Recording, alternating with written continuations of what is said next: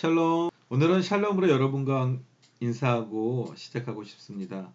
예수님께서 이 땅에 오시고 우리를 위해 십자가에 죽으시고 부활하신 사건은 다름 아닌 죄악된 세상에서 우리를 건져내어 참된 평화를 누리게 하기 위한 하나님의 놀라운 구원의 계획이셨습니다. 그리고 또한 사랑의 고백입니다. 여러분, 참 평안을 누리고 계신가요?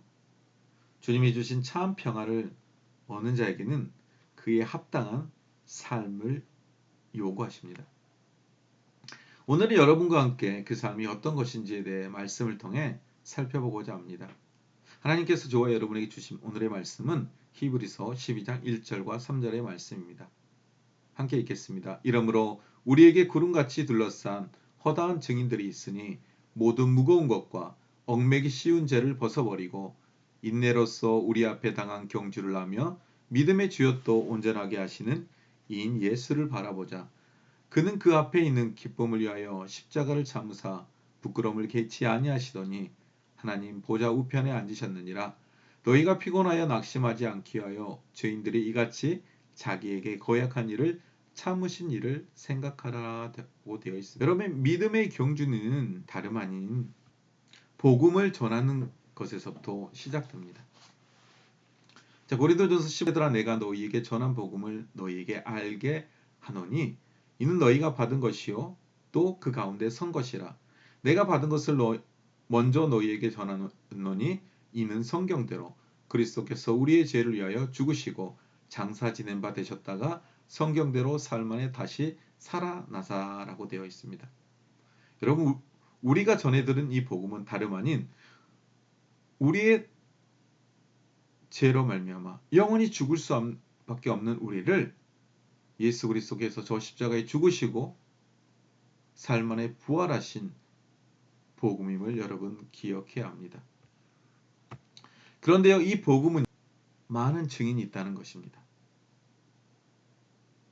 여러분, 혹시 이 복음이 거짓이라면, 여러분 실제하지 않는 일이라면, 누군가 꾸며낸 이야기, 설화라면 저와 여러분처럼 불행한 사람은 없습니다. 그러나 그 예수 그리스도의 복음이 실제이며 많은 증인에 의해서 증거되었음을 성경은 말씀합니다. 네, 오늘 본문 1절과 또 고린도전서의 말씀을 통해 살펴보도록 하겠습니다. 이러므로 우리에게 구름같이 둘러싼 허다한 증인이 있으니, 여러분 뭐라고요? 구름같이 둘러싼 허다한 증인이 있다라고 말씀합니다. 그런데요, 이 증인에 대해서 고린도전서 15장 5절과 8절의 말씀에 보면 게바에게 보이시고 후에 12제자에게 후에 500의 형제에게 어떻게 보였다고? 일시에 보이셨나니 라고 되어 있습니다. 그리고 7절에 그 후에 야고보에게, 그 후에 모든 사도에게, 8절에 맨 나중에 만삭되지 못하여 난 자 같은 내게 누구? 즉 바울에게도 보이셨다라고 되어 있습니다. 여러분, 이 많은 증인이요, 그냥 성경에만 기록되었으면 성경이니까 기록되었겠지라고 말씀할 수 있습니다. 의문을 가질 수 있습니다. 그런데 이 고린도전서가 기록된 시기가 언제냐면 AD 55년경입니다. 여러분, AD 55년경에 예수님의 십자가의 사건의 부활을 경험하고 그분이 부활 승천하신 모습을 경험한 자들이 어떻게 해요? 6절에 봐보세요. 그 중에 지금까지 대다수는 살아있고 라고 되어 있습니다. 어떤 사람은 잠들었으나, 여러분 지금까지 대다수가 살아있는 참된 진리라고 증거하고 있음을 믿으시기 바랍니다. 저와 여러분이 믿는 복음, 저와 여러분이 듣고 따르는 예수 그리스도, 여러분 이것은 거짓된 조작이 아닌 참된 진실임을 기억하시기 바랍니다.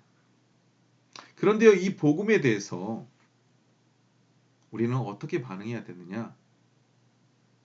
그럼 우리는 이 복음을 전하는 자가 되어야 되는데요. 로마서 10장 13절과 15절의 말씀에 보면 아름답도다 좋은 소식을 전하는 자들의 발이요 라고 되어 있습니다. 13절의 말씀에 보면 누구든지 주의 이름을 부르는 자는 구원을 받으리라. 여러분, 누가요? 누구든지 예수님의 이름을 부르는 자는 구원을 받을 것임을 약속하고 계십니다. 자, 14절의 말씀에 보면 그런즉 그들이 믿지 아니하는 일을 어찌 부르리요? 듣지 못한 일을 어찌 믿으리요? 전파하는 자가 없이 어찌 들으리요? 라고 되어 있습니다. 여러분 뭐라고요? 전파하는 자가 없으면 듣지 못한대요. 여러분 전파하는 자가 없으면 듣지 못하고 믿지 못한대요. 여러분 전파하는 자가 없으면 듣지도 못하고 믿지도 못하고 라고 성경이 말씀하고 있습니다. 그렇다면 우리가 전해들은 이 복음, 허다한 증인들이 증거하고 있는 이 복음을 우리는 어떻게 해야 돼요? 증거해야 될 줄 믿으시기 바랍니다. 그럼을 통해서 우리가 전하는 이 복음을 통해 많은 사람들이 예수 그리스도의 복음을 듣고 주님의 이름을 부름으로 말미암아 구원받게 되는 은혜를 누릴 수 있다는 것입니다. 즉 우리 모두 아름다운 좋은 소식을 전하는 자들이 발휘되어 예수 그리스도를 알지 못하고 죽어가는 영혼들에게, 우리 주변의 많은 사람들에게 생명의 꽃을 피우게 하는 저와 여러분이 되기를 예수님의 이름으로 축복드립니다. 여러분, 믿음의 경주의 두 번째는 새로운 삶이 시작되어야 한다고 말하고 있습니다. 자, 고린도전서 15장 20절과 22절의 말씀에 보면 그러나 이제 그리스도께서 죽은 자 가운데서 다시 살아나사 잠자는 자들의 첫 열매가 되셨다라고 말씀합니다. 사망이 한 사람으로 말미암았으니 죽은 자의 부활도 한 사람으로 말미암는도다. 아담 안에서 모든 사람이 죽은 것 같이 그리스도 안에서 모든 사람이 삶을 얻었다라고 말씀합니다. 그리고 고린도 15장 7절 말씀 그런즉 누구든지 그리스도 예수 안에 있으면 새로운 피조물이라. 이전 것은 지나갔으니 보라 새 것이 되었도다라고 말씀합니다. 자, 에베소 4장 22절과 24절의 말씀에 보면요. 너희는 유혹의 욕심을 따라 썩어져가는 구습을 따른 뭐요? 옛사람을 벗어버리라고 말합니다. 오직 너희의 심령을 새롭게 하라고 말씀하고 있습니다. 하나님을 따라 의와 진리의 거룩함으로 지으심을 받은 새 사람을 입으라고 말씀하고 있습니다.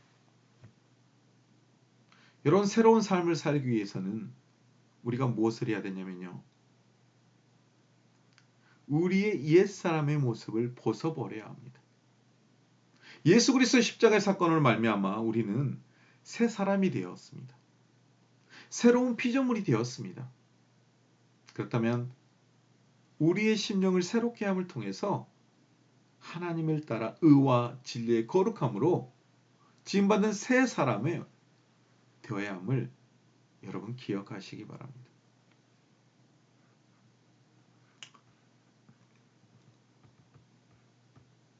여러분 믿음의 경주의 세 번째는 다름 아닌 예수님과 함께하는 것입니다.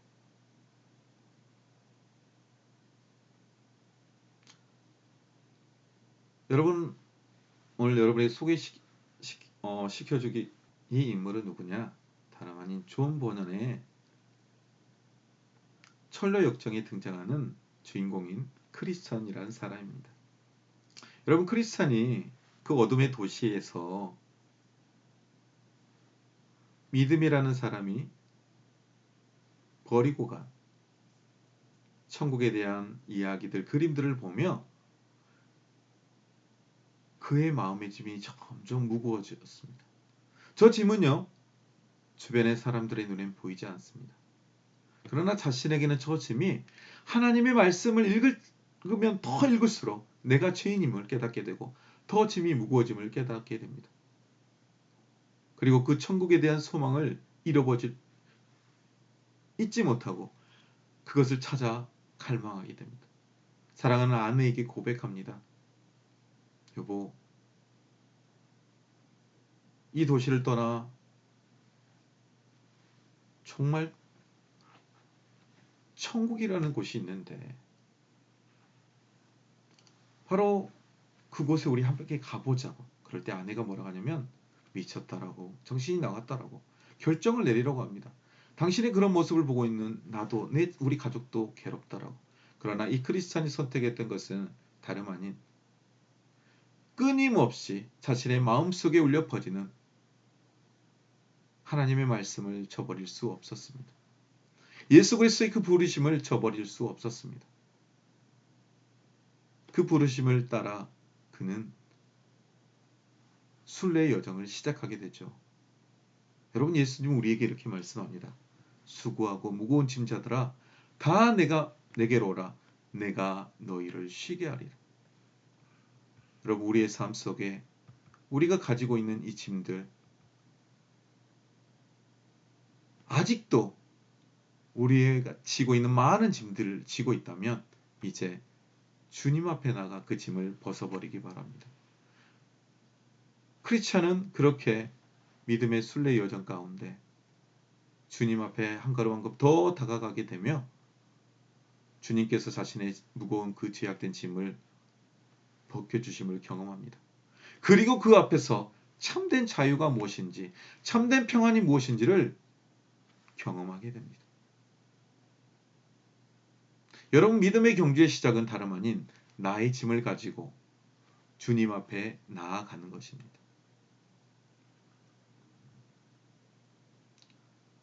그리고 이 크리스천은 많은 여정과 고난을 통해 순례 여행을 계속하게 되는데요. 그 가운데 그가 영적인 전쟁 앞에서 그게 정말 필요한 것, 그것을 얻게 되는데 그것이 무엇이냐? 다름 아닌 하나님의 전신갑주였습니다.